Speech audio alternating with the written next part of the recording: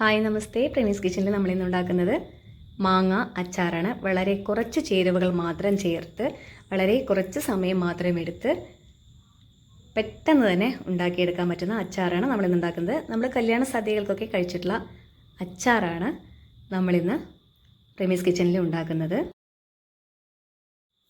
3 മാങ്ങയാണ് എടുത്തിട്ടുള്ളത്. മാങ്ങയുടെ സീസൺ ആയതുകൊണ്ട് തന്നെ എല്ലായിടത്തും മാങ്ങ സുലഭമായിട്ട് കിട്ടാറുണ്ട്. മാങ്ങ നല്ലതുപോലെ കഴുകി വൃത്തിയാക്കിയിട്ട് നമ്മൾ അരിഞ്ഞെടുക്കുന്നുണ്ട്. നമ്മൾ മാങ്ങ വേവിക്കുന്നില്ല കേട്ടോ. നമ്മൾ കടുക് വറുത്ത ശേഷം മാങ്ങയിലേക്ക് നമ്മൾ ആ ചൂടോടുകൂടി തന്നെ എണ്ണ ഒഴിച്ചിട്ട്, കടുക് വറുത്തിട്ടുള്ള എണ്ണ ഒഴിച്ച് നല്ലതുപോലെ ഒന്ന് ഇളക്കി കൊടുക്കുകയാണ് ചെയ്യുന്നത്. പൊതുവെ നമ്മൾ മാങ്ങ മുളക് തിരുമിയത് ഉണ്ടെങ്കിൽ തന്നെ നമുക്ക് വേറെ ഒരു കറിയുടെയും ആവശ്യമില്ലാതെ നമ്മൾ ചോറുണ്ണും. അപ്പോൾ അച്ചാർ ഉണ്ടാക്കിയാലോ? എല്ലാവർക്കും ഇഷ്ടമല്ലേ മാങ്ങ അച്ചാർ? അപ്പോൾ അതേ നമ്മൾ മാങ്ങയെല്ലാം നല്ലതുപോലെ ഒന്ന് അരിഞ്ഞെടുത്തിട്ടുണ്ട്. ഇനി നമുക്കിത് അരിഞ്ഞെടുത്തുള്ള മാങ്ങ ഒരു പാത്രത്തിലേക്ക് മാറ്റാം. ഇനി ഇതിലേക്ക് 1 സ്പൂണ് ഉപ്പ് ചേർത്ത് കൊടുക്കുന്നുണ്ട്. 1 സ്പൂണ് മുളക് പൊടി കൂടെ ചേർത്ത് കൊടുക്കാം.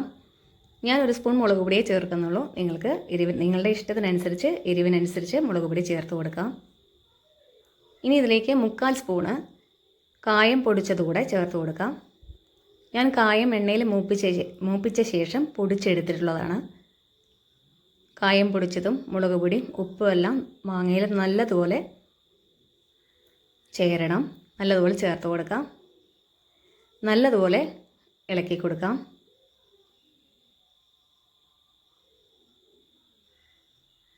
ഈ മാങ്ങ നമ്മൾ നല്ലതുപോലെ ഒന്ന് ഇളക്കി കൊടുത്തിട്ടുണ്ട്. ഇനി നമുക്ക് ഇതിലേക്ക് ചേർക്കാനായിട്ട് നമുക്ക് കടുക് പൊട്ടിച്ചെടുക്കാം. എണ്ണ ഒഴിച്ചു കൊടുക്കുന്നുണ്ട്. ഇത് എണ്ണ നല്ലതുപോലെ ഒന്ന് ചൂടായി വരുമ്പോൾ നമുക്കതിലേക്ക് 1 സ്പൂണ് കടുക് കൂടെ ചേർത്ത് കൊടുക്കാം.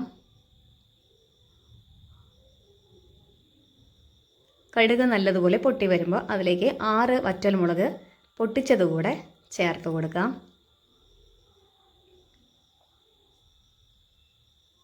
ഇനി അത് നല്ലതുപോലെ ഒന്ന് ഇളക്കി കൊടുക്കാം.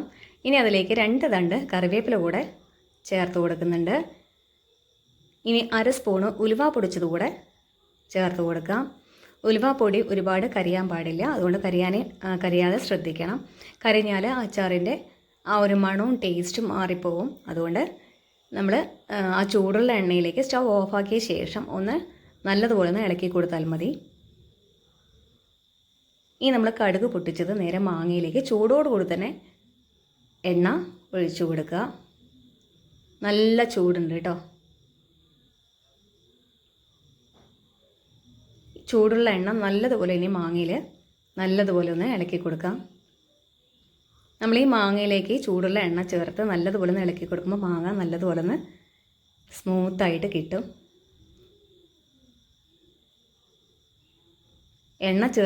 വെള്ളം നമ്മൾ ചേർക്കുന്നേ ഇല്ല. ഈ എണ്ണ മാത്രമേ ചേർക്കുന്നുള്ളൂ. നല്ലതുപോലെ ഒന്ന് ഇളക്കി കൊടുക്കാം. അപ്പോൾ ടേസ്റ്റി ആയിട്ടുള്ള മാങ്ങ അച്ചാർ പെട്ടെന്ന് തന്നെ നമുക്ക് ഉണ്ടാക്കിയെടുക്കാൻ കഴിഞ്ഞു. ഇത്രയേ ഉള്ളൂ. വളരെ ഈസിയാണ്.